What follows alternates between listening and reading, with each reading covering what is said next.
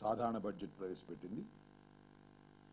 అంతకుముందు రైల్వే బడ్జెట్ను కూడా ప్రవేశపెట్టడం జరిగింది. నిన్న సాధారణ బడ్జెట్, అంతకుముందు రైల్వే బడ్జెట్ కూడా తెలుగు ప్రజల్ని చాలా నిరుత్సాహపరిచాయి. స్పెషల్ స్టేటస్ వస్తుందని ఎంతో కాలంగా ఎదురు చూస్తున్నటువంటి తెలుగు ప్రజానీకానికి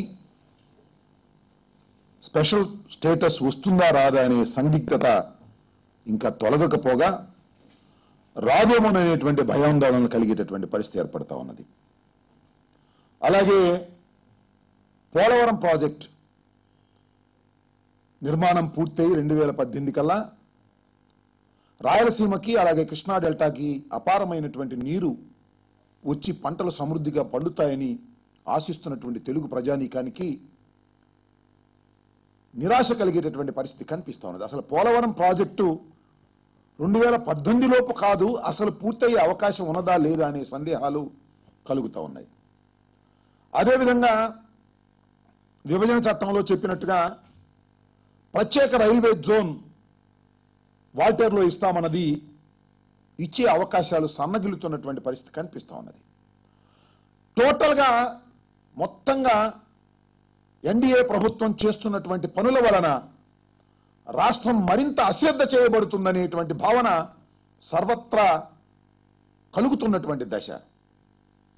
ఈ దశలో మళ్ళా చంద్రబాబు నాయుడు గారు మాట్లాడుతున్నటువంటి మాటలు కానీ, తాజాగా వెంకయ్యనాయుడు గారు మాట్లాడుతున్నటువంటి మాటలు కానీ చూస్తే విడిపోయిన ఆంధ్రప్రదేశ్ భవిష్యత్తు అగమ్యగోచరంగా మారేటటువంటి అవకాశం ఉన్నది అనేది అందరికీ బాధగా ఉన్నది. చిత్రమైన విషయం ఏంటంటే చంద్రబాబు నాయుడు గారు మాట్లాడుతూ అంటున్నారు, రెక్కలు విరిచేసి పరిగెత్తమంటే ఎలా పరిగెడతాం? పూర్తి నిరాశ కలిగించినటువంటిది కేంద్ర ప్రభుత్వం చేసినటువంటి కేటాయింపులు. కేంద్ర ప్రభుత్వాన్ని మేము వెళ్లి కలుసుకొని మాట్లాడతాము, ప్రజలు చాలా తీవ్రంగా అసంతృప్తిగా ఉన్నారు తెలుగు ప్రజలు అని చంద్రబాబు నాయుడు గారు మాట్లాడుతున్నారు. మంచిదే. ఇక్కడ గమనించవలసింది ఏంటంటే చంద్రబాబు నాయుడు గారు, మీరు ఎన్డీఏ ప్రభుత్వంలో భాగస్వాములనే విషయాన్ని మీరు మర్చిపోవద్దు. ఎన్డీఏ ప్రభుత్వంలో మీరు 2 మంత్రులు ఉన్నారు. అలాగే ఇక్కడ భారతీయ జనతా పార్టీకి సంబంధించిన వారు కూడా మంత్రివర్గ స్థానం మీరు కల్పించారు. మీకు ఎన్డీఏకి లేదా భారతీయ జనతా పార్టీకి విడదీయరాని బంధంతో మీరు ఇవాళ వ్యవహరిస్తున్నటువంటి మీరు ఈ విధంగా మాట్లాడడం సరైనటువంటి పద్ధతి కాదు. కేవలం మీ అసమర్థత వలన, మీ అశ్రద్ధ వలన కేంద్ర ప్రభుత్వం మీద తీసుకురావాల్సినటువంటి ఒత్తిడి మీరు తీసుకురావడంలో పూర్తిగా విఫలమవడం వలన ఈ పరిస్థితి తెలుగు ప్రజలకు ఏర్పడిందని అందరూ అనుకుంటున్నటువంటి అంశం. సహజంగా కేంద్ర ప్రభుత్వం బడ్జెట్ ప్రతిపాదన చేసే ముందు ఏ ముఖ్యమంత్రి అయినా ఏం చేస్తారు? మీ మంత్రులందరినీ లేదా మీ పార్లమెంటు సభ్యులందరినీ కూడా సమావేశపరిచి రాష్ట్రానికి ఏమేమి కావాలో అవి తీసుకురావడం కోసం వారితో సమావేశమయ్యి ప్రాధాన్యతలు నిర్ణయించి కేంద్ర ప్రభుత్వం మీద ఒత్తిడి తీసుకురావాల్సినటువంటి ఒక రాష్ట్ర ముఖ్యమంత్రి ఆ ప్రయత్నం ఏమైనా బడ్జెట్ ప్రవేశపెట్టే ముందు మీరు చేశారా అంటే శూన్యం. ఎక్కడా చేసినటువంటి దాఖలాలు కనిపించడం లేదు. పైగా ఇవాళ గొంతెత్తి ఏదో కేంద్ర ప్రభుత్వం మమ్మల్ని అన్యాయం చేస్తుందనేటువంటి మాట మాట్లాడి ముసలి కన్నీరు కార్చేటటువంటి ప్రయత్నం చంద్రబాబు నాయుడు గారు చేస్తున్నారు తప్ప దీనంతటికీ కారణం చంద్రబాబు నాయుడు గారు అనేది మా అభిప్రాయం. ఎందుకంటే చంద్రబాబు నాయుడు గారికి మోడీ గారు బలమైనటువంటి స్నేహాస్తం ఇచ్చారు. కానీ చంద్రబాబు నాయుడు గారు అలాగే మోడీ గారు కలిసి తెలుగు ప్రజలకి మొండి హస్తాన్ని చూపించినటువంటి వైనం మనకి వాళ్ళ స్పష్టంగా కనిపిస్తా ఉన్నది.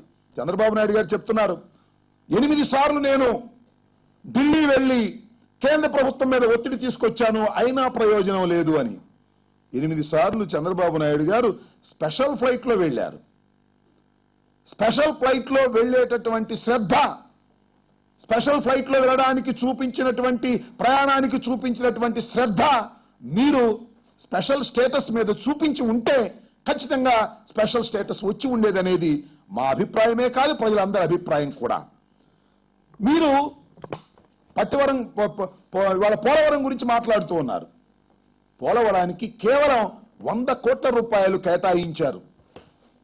కానీ పట్టసీమ ప్రాజెక్టుకి మీరు 1300 కోట్ల రూపాయలు కేటాయించి టెండర్లు పిలిచేటటువంటి పరిస్థితికి మీరు వచ్చారంటే తెలుగుదేశం ప్రభుత్వం ఎన్డీఏ ప్రభుత్వం కూడబలుక్కొని పోలవరం ప్రాజెక్టును నీరుగార్చేటటువంటి పని మీరు ఉద్దేశపూర్వకంగా చేస్తున్నారు. మీరు ఎందుకు పట్టిసీమను తెర మీదకు తీసుకొచ్చారు? ఎందుకు కేంద్ర ప్రభుత్వం కేవలం 100 కోట్ల రూపాయలు మాత్రమే ఇచ్చింది? ఈ రెండింటికి ఉన్నటువంటి సారూప్యత ఏమిటి? కావాలనే మీరు పోలవరాన్ని నీరుగార్చే పరిస్థితి. ఇవాళ ఆందోళనకరమైన మాట వెంకయ్యనాయుడు గారు ఒకటి మాట్లాడారు. పోలవరం విభజన చట్టంలో జాతీయ ప్రాజెక్టుగా ఇస్తున్నట్టుగా విభజన చట్టంలో లేదు అని చావు కబురు చల్లగా చెప్పినట్టుగా మరి వెంకయ్యనాయుడు గారు చెప్పారు. అంటే విభజన చట్టంలో పోలవరానికి ప్రత్యేక హోదా ఇస్తూ లేదా జాతీయ ప్రాజెక్టుగా డిక్లేర్ చేయలేదు కాబట్టి అది జాతీయ ప్రాజెక్టు కాదు అనేటువంటి అర్థం వచ్చే విధంగా ఇవాళ వెంకయ్యనాయుడు గారు మాట్లాడారు. అంటే అసలు పోలవరానికి జాతీయ గుర్తింపు మీరు ఇస్తున్నారా లేదా? 2018 లోపు పూర్తి చేస్తామన్నది పూర్తి చేస్తున్నారా లేదా? అంటే 100 కోట్లు ఇచ్చిన తర్వాత పూర్తి చేయాలనేటువంటి ఆలోచన మీకు ఉందని మీరు చెప్పినా అది అబద్ధమవుతుంది. వెంకయ్యనాయుడు గారు, నేను ఒకటే మనవి చేస్తున్నా, వెంకయ్యనాయుడు గారిది అలాగే చంద్రబాబు నాయుడు గారి రంగులు ఒక్కటొక్కటే వెలిసిపోతూ ఉన్నాయి. మీరు ఎన్నికలకు ముందు చంద్రబాబు నాయుడు గారు వెంకయ్యనాయుడు గారు కలిసి మాట్లాడిన సందర్భంలో ప్రత్యేక హోదా కావాలంటే భారతీయ జనతా పార్టీకి, తెలుగుదేశం కూటమికి ఓట్లేయమని అర్థించినటువంటి మీరు, పోలవరం ప్రాజెక్టు నిర్మాణం కావాలంటే తెలుగుదేశానికి, భారతీయ జనతా పార్టీకి ఓటు వేయమని చెప్పినటువంటి మీరు కాలం గడిచిన కొందికి రంగులు మారిపోతున్నాయి, మీ నిజస్వరూపాలు బయటపడిపోతున్నాయి. చివరికి పోలవరం ప్రాజెక్టు మీద నీరుగార్చేటటువంటి పరిస్థితి ఇవాళ కనిపిస్తా ఉన్నది. పోలవరం ప్రాజెక్టు లేకపోతే తెలుగు ప్రజలు, ముఖ్యంగా సీమాంధ్ర ప్రజానీకం ఏమైపోవాలో ఒకసారి ఆలోచించుకోవాల్సినటువంటి పరిస్థితి ఏర్పడుతుందని ఈ సందర్భంగా మనవి చేస్తున్నాం. అంతేకాదు, చంద్రబాబు నాయుడు గారు పట్టిసీమ మీద దృష్టి పెట్టి పోలవరాన్ని అశ్రద్ధ చేస్తూ ఇదంతా కూడా మ్యాచ్ ఫిక్సింగ్ లాగా ముందే మాట్లాడుకున్న విధంగానే 100 కోట్లు అక్కడ ప్రకటించారు. 1300 కోట్ల రూపాయలు పెట్టి పట్టిసీమను ముందుకు తీసుకువెళ్లే కార్యక్రమం కేవలం కాంట్రాక్టర్లకు లబ్ధి పొందే విధంగా వ్యవహరిస్తున్నాయి రెండు ప్రభుత్వాలు కూడా, తప్ప మరొకటి కాదనేది అందరికీ తెలిసినటువంటి విషయం. దీనిలో ఎంత బాధాకరమైనటువంటి విషయం అంటే, విభజన చేసేటప్పుడు, విభజన చట్టం చేసేటప్పుడు పార్లమెంటులో మాట్లాడినటువంటి వెంకయ్యనాయుడు గారు ఒక్క మాట కూడా నిలబెట్టుకోలేకపోతున్నారు.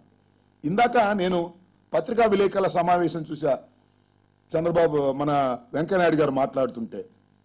కానీ పత్రికా విలేకరులు చాలా బ్రహ్మాండంగా ప్రశ్నలు సంధిస్తే దేనికి సమాధానం చెప్పలేని పరిస్థితుల్లో ఇవాళ వెంకయ్యనాయుడు గారు ఉన్నారంటే దానికి కారణం ఒక్కటే, ఎన్నికల ముందు వెంకయ్యనాయుడు గారు ప్రగిలినటువంటి ప్రగల్భాలు ఇవాళ చేతల్లో శూన్యంగా కనిపిస్తా ఉన్నాయి.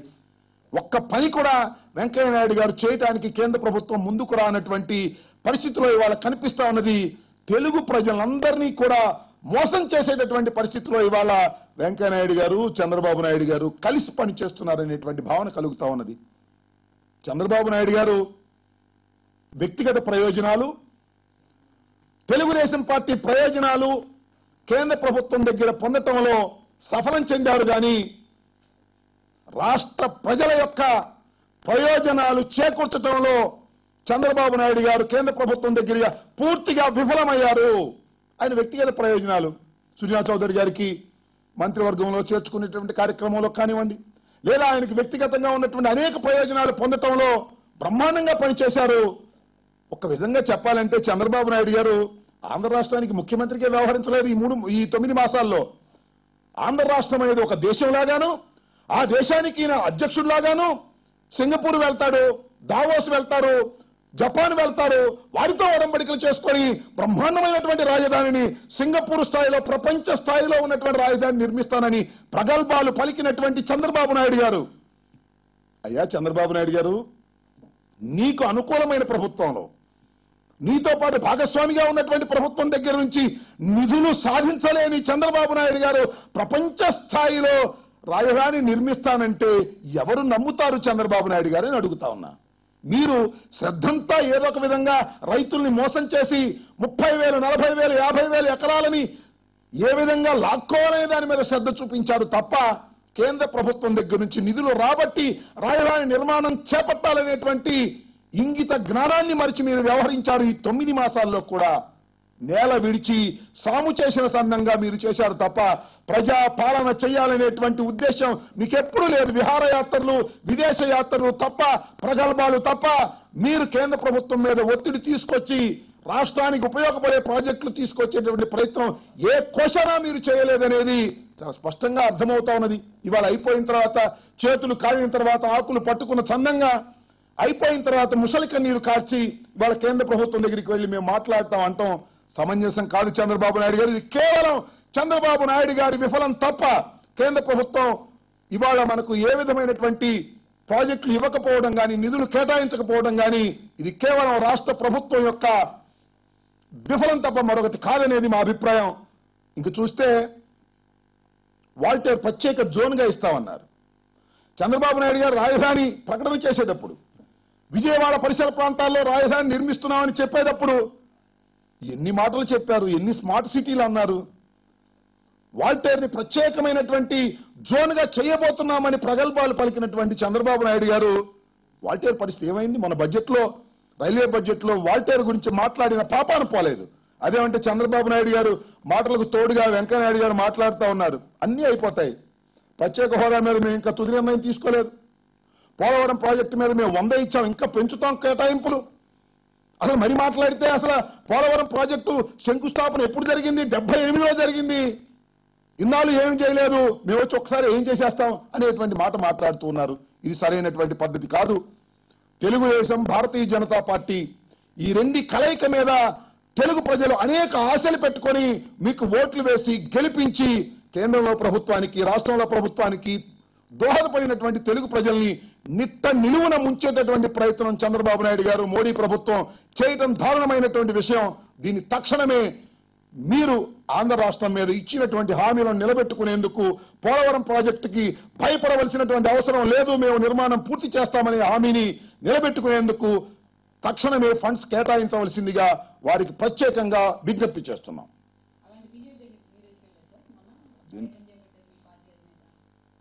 బీజేపీ అడిగితే తప్పేంటి? అదేమిటి? భారతీయ జనతా పార్టీ ప్రభుత్వమే. ఒక్క విషయం గుర్తుపెట్టుకోండి, కేంద్రంలో ఉన్నది ఏ ప్రభుత్వమైనా ఈ భారతదేశానికి సంబంధించినటువంటి ప్రభుత్వం. ఆ ప్రభుత్వం దగ్గరికి వెళ్ళి కలవడం, విజ్ఞప్తులు చేయటం రాజకీయం. రాజకీయ పార్టీలు చేస్తున్నటువంటి పని అది. ప్రధాన ప్రతిపక్షంగా ఉన్నటువంటి వైఎస్ఆర్ కాంగ్రెస్ పార్టీ కేంద్రంలో ఉన్నటువంటి ఆర్థిక మంత్రిని, మోడీని, ఇంకా కేంద్రంలో ఉన్నటువంటి కీలకమైన మంత్రుల్ని కలుసుకొని వారికి ఇదిగో మాకు ఇది కావాలి, ఇది కావాలని డిమాండ్గా అడగటం తప్పెలా అవుతుంది? ఇది ప్రజాస్వామ్యంలో ఇది ఒక ప్రక్రియ. మా వాయిస్ని వినిపించడం కోసం మేము మోడీ గారి దగ్గరికి కూడా వెళతాం. ఈ రాష్ట్రానికి ఇది కావాలని మేము అడుగుతాం. That's not at all. అదేం రాంగ్ కాదు. మాకు వాళ్ళతో ఎలియన్స్ లేకపోయినా, చంద్రబాబు నాయుడు గారు బలమైన స్నేహబంధం ఉన్నా కేంద్ర ప్రభుత్వాన్ని కేంద్ర ప్రభుత్వంగానే చూస్తాం. ఆ ప్రభుత్వాన్ని అడుగుతాం, ఇప్పటికీ అడుగుతాం, డిమాండ్ చేస్తాం కూడా అని ఈ సందర్భంగా చెప్పదలుచుకున్నాం.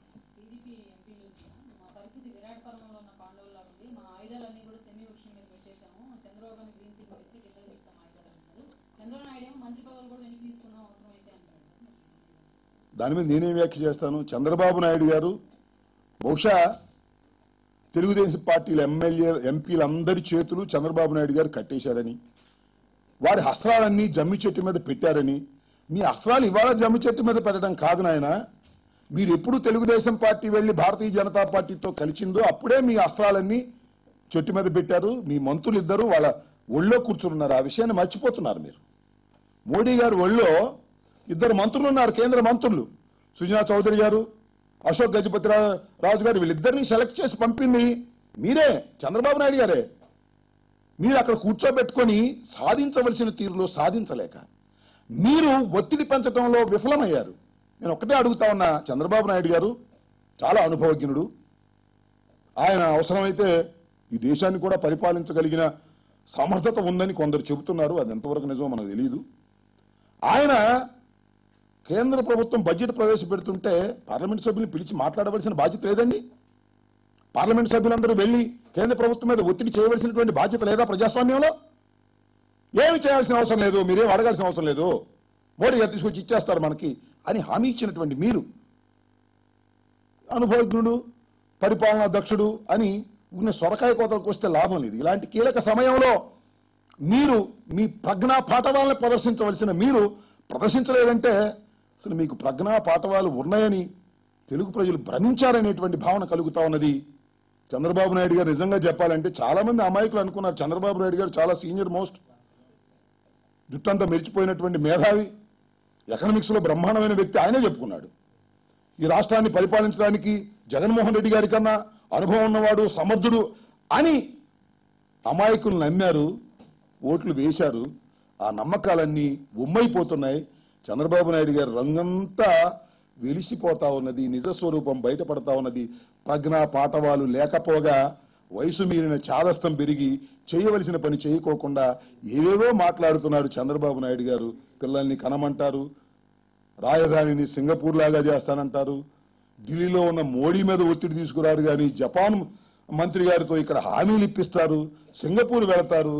అస్తవ్యస్తమైన పాలన, అనుభవ రాహిత్యంతో కూడుకున్న పాలనగా కనిపిస్తుంది. అనుభవజ్ఞుడు చేస్తున్న వయసు పెరిగింది కానీ పరిపాలన దక్షత కనిపించటం లేదు. చంద్రబాబు నాయుడు గారు కాస్త వెనుదిరిగి చూసుకోండి, కాస్త తెలుగు ప్రజలకి అండగా ఉండేటటువంటి కార్యక్రమాలు చేయండి తప్ప ఊరికి స్పెషల్ ఫ్లైట్స్ లో వెళ్లి ఆర్భాటాలు చేసి సింగపూర్ పేరు చెప్పి జపాన్ పేరు చెప్పి ప్రజల్ని మోస చెయ్యవద్దు. ఎట్లా చూస్తారా? నేను ఎట్లాగో చూడను. బహుశా ఆయన ప్రశ్నించడానికి వెళ్ళాడేమో, రహస్యంగా గదిలోకి వెళ్లి చెవిలో ప్రశ్నించడానికి వెళ్ళి ఉండొచ్చు. ఏమని ప్రశ్నిస్తాడో తెలియదు. ఆయన ప్రశ్నించాలి అని అన్నారు కదా.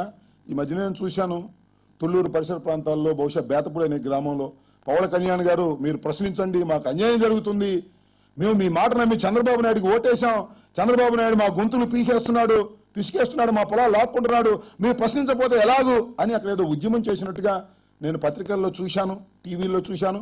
బహుశా దాన్ని ప్రశ్నించడానికి వెళ్ళారేమో, రహస్యంగా చెవులో ప్రశ్నిస్తారేమో. లేకపోతే కొంతమంది అంటున్నారు ఎవరో రకరకాల ఊహాగానాలు, వాళ్ళ కలయిక మీద రకరకాల ఊహాగానాలు ఊహిస్తున్నారు. మనం కూడా ఊహాగానాలు ఊహించవలసిందే తప్ప చంద్రబాబు నాయుడు గారు ఆయనో లేకపోతే లోకేష్ గారో ఎందుకు కలిశామని చెబితే బాగానే ఉంటుంది.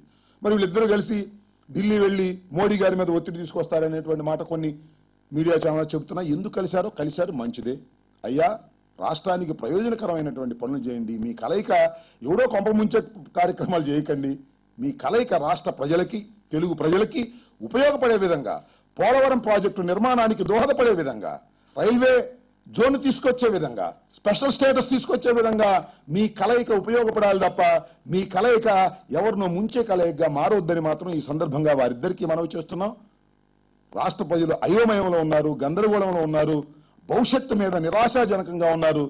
కాబట్టి ఆశాజనకంగా ముందుకు తీసుకువెళ్లే విధంగా మరి అందరూ ప్రయత్నం చేయాలని ముఖ్యంగా వెంకయ్యనాయుడు గారు అలాగే చంద్రబాబు నాయుడు గారు ఇంతకుముందు అనే హామీలు ఇచ్చారు. ఎన్నికల్లో హామీలు నిలబెట్టుకునే ప్రయత్నం చేయమని ఈ సందర్భంగా వారిని కోరుతున్నాం. చూద్దాం. ఇంకా నిన్నే కదా బడ్జెట్ వచ్చింది. కానీ పోలవరం ఇంత నిరాశాజనకంగా నీరు గారుస్తారని మాత్రం ఎవ్వరూ ఊహించలేదు. చంద్రబాబు నాయుడు గారు కేంద్ర ప్రభుత్వం కలిసే ఒక కుట్రపూరితంగా దీన్ని చేస్తున్నట్టుగా అర్థమవుతుంది. ఎందుకంటే పట్టిసీమకు 1300 కోట్ల రూపాయలతో టెండర్ పిలవడం కానివ్వండి, వాళ్ళు 100 కోట్లు చేయడం కానీ రెండు మ్యాచ్ అవుతున్నాయి. వీళ్ళిద్దరూ కావాలని పనిగట్టుకొని వ్యూహాత్మకంగా ప్రజల్ని మోసం చేస్తున్నారు. వ్యూహాత్మకంగా పట్టిసీమను తీసుకొచ్చి పోలవరాన్ని నిర్వీర్యం చేస్తున్నారు, నీరు గారుస్తున్నారు. ఇది ఏమాత్రం తెలివితేటలున్నా ఎవరికైనా అర్థమవుతుంది. వీరేమో పట్టిసీమను తీసుకొస్తారు, వారేమో 100 కోట్లు ఇస్తారు.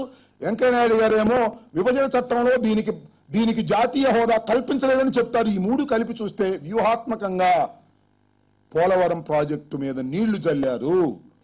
పోలవరం ప్రాజెక్టు నిర్మాణం జరగదేమో అనేటువంటి అనుమానం, భయం ముఖ్యంగా తెలుగు రైతాంగంలో కలుగుతా ఉన్నది. చాలా దారుణమైనటువంటి విషయం. దీన్ని పునరాలోచించుకోవాల్సిందిగా మోడీ ప్రభుత్వాన్ని, చంద్రబాబు నాయుడు గారి ప్రభుత్వాన్ని కోరుతున్నాం. ఇంకా నిర్ణయం తీసుకోలేదు. నిర్ణయం తీసుకుంటాం. నిన్నే బడ్జెట్ వచ్చింది. అవసరమైతే కేంద్రం మనం కలుస్తాం, ఒత్తిడి చేస్తాం, ఆందోళన కూడా చేస్తాం. జరుగుతున్నది అన్యాయం.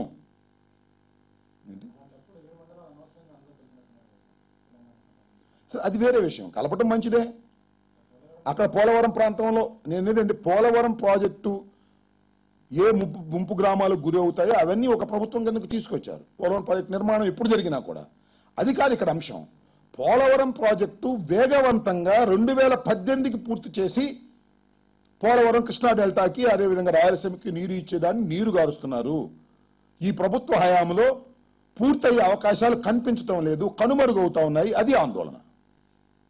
ఓకే.